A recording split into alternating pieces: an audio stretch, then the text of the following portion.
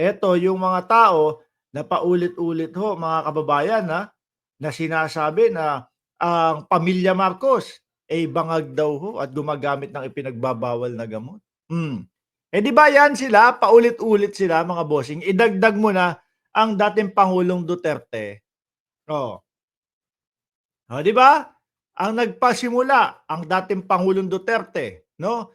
Yung nag-umpisa siyang magsabi dun sa kanilang mautok na, "Naku, meron tayong presidenteng bangag." Napatunayan ho ba? Hindi naman ho, mga kababayan, 'di ba? Meron sinabi silang video na ipapakita. Naniwala ba ang taong bayan? Wala! Oh, 'di ba? Boma Labs mga bossing. Ano ano ang ginawa nung PIDEA?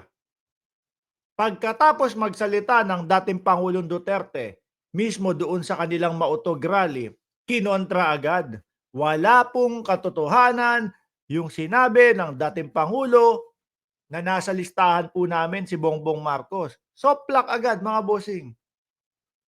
Di ho ba?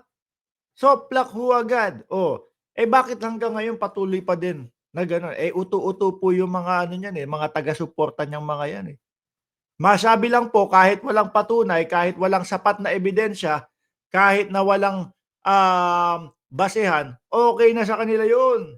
Ano po, basta maipagtanggol lang po nila etong, mga paulit-ulit na nagsasabi na bangag ang pamilya Marcos. Eh, tingnan natin, kung ikukumpara naman ho natin mga boss chief amo sir, yung mga itsura nila, yung mga nagsasabing bangag versus yung mga sinasabihan na bangag. Oh, 'di ho ba mga bossing? Tignan niyo naman ho. At ayan, medyo okey pa itsura ni Baste diyan kahit papaano. Eh, paano kapagka nakita nung ibang mga kababayan natin yung gano'n si Baste, oh, yung kasama si Ellen Adarna, eh, di lalo na.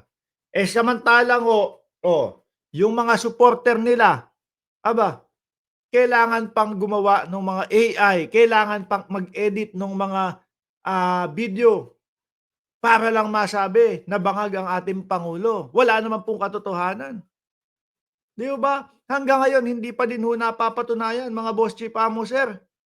Hmm, wala. Hindi na nila pinag-uusapan 'yun ngayon, 'di ba? Yung isa't kalahating taon yata o 2 taon na ipinagmamalaki nila na video ni Pangulong Bongbong Marcos na bumabatak daw, ayun, wala na. Hindi na ho pinag-uusapan. No, ultimo sila siguro nahihiya ng pag-usapan. Eh, akalain mo naman, magha-hire lang kayo ng editor, eh, ano pa, mahina pa, halatang-halata pa. At eto, mga kababayan, sabi ko nga sa inyo madami kayong malalaman, eh, kapagka yung naka-subscribe kayo dun sa The Big Five.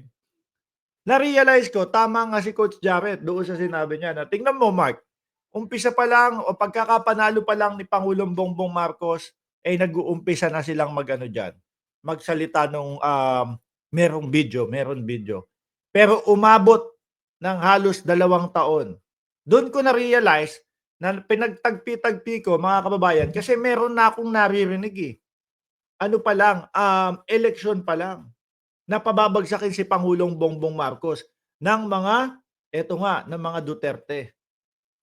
Ngayon, nung panahon na yun, hindi ko pinapaniwalaan masyado, iniisip ko gawa-gawa lang ng mga kalaban 'to para sirain yung unit team. Aba, eh, nung kinuwenta ko, oo nga 'no, pinatagal nila yung pulburon-pulburon video nila, 'no? Kasi kailangan, eh, mapabagsak nila, mapababa nila si Pangulong Bongbong Marcos pagkatapos ng 2 taon, mga bossing. Para may tsansa si VP Sara na ano, makapag-re-eleksyon pa, 'no, makatakbo muli. So, ganyan ho 'yan mga kababayan, eh, 'di ba? Kapagka 2 taon mahigit bago mapababa si Pangulong Bongbong Marcos, eh, puwede na magre-eleksyon, 'no? Puwedeng kumandidato ulit si VP Sara para maging pangulo. Oh, 'di ba may naalala kayo, may na-realize kayo? kung sino yung gumawa ng ganyan dati? 'Di ba? Ayan nasa comment section na si Aling Maliit. 'Di ba? Pero kapagka yung 2 years before, mga kababayan, ay wala. Kaya siguro talagang dadating sa tamang panahon, ayun dumating ang tamang panahon. Yung sigaw ng bangag at wala namang ebidensya. Mukhang nasa tamang lugar na, mga kababayan. Hmm, 'Di ho ba, mga bossing? Eh, kung ako lang ang tatanungin niyo tingin ko kung hindi mga nagganyanan 'yan, malamang malamang po mga kababayan hanggang ngayon, ang iniisip natin, ang susunod na presidente si Inday Sara Duterte. Pero laking pasalamat ko, mga bossing, naniwala sila doon sa wik-ang ating Pangulong Bongbong Marcos. Laking pasalamat ko dahil yun yung tingin nila na kaya nilang gawin at makakapagpabagsak kay Pangulong Bongbong Marcos. Weak naman 'yan, kayang-kaya natin 'yan. Birahin lang natin ng birahin ng kung ano-anong mga kasinungalingan. Birahin lang natin ng birahin ng kung ano-anong mga banat ng walang katotohanan. Mapapabagsak natin 'yan. 'Di ba? Nakita natin yung ugali. Nakita natin na, naku, wait lang. Hindi pala talaga puwedeng maging susunod na presidente 'to. Kasi kung hindi mga nagganyanan 'yan, mga bossing, malamang nandoon pa din tayo sa iniisip natin, pagkatapos ni PBBM, si Inday Sara Duterte naman, 'no? Oh, maganda sa Pilipinas na talagang pinaniwalaan nila yung sinabi ng dating, Pangulong Duterte. Weak president si Bongbong Marcos at kaya nilang pabagsakin sa pamamagitan nung pagsira-sira, sa pamamagitan nung imbentong mga sinasabi nila.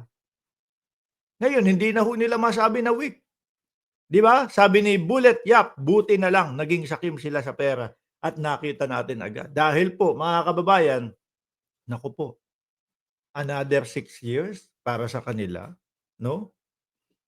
At matibay ang Pangulong Bongbong Marcos, 'di ba?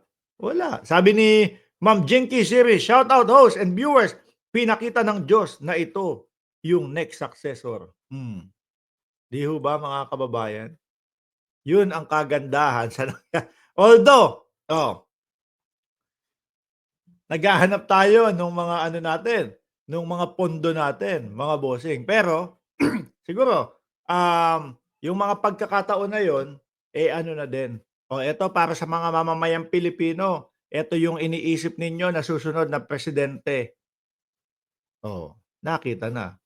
Sabi ni Francis Sales, "Sir Mark, sa episode 2 ng Big Five, i-guest nyo naman si Attorney Claire." Feeling ko, may alam ka na yata eh. Ano, hindi feeling ko 'yan, ayoko magsalita ng tapos, pero feeling ko, yaan yung episode 2 nga, na kasama si Attorney Claire doon sa episode 2. Anyway mga bossing, iwanan na natin 'to, kayo na po ang humusga. Pero para sa akin, kapag ikaw ay public servant, kailangan, yung itsura mo kaaya-aya din. Hindi lang yung tipo bang, ang totoo naming pagkatao ganito, itsura namin ganito, pero mababait kami. Hindi, kailangan pa din po presentable, mga bossing, 'no? Andiyan pala yung kaibigan natin si Dong Tengs. Shoutout sa'yo boss. Magaling pong humulma ng mga awitin niyan si Dong Tengs.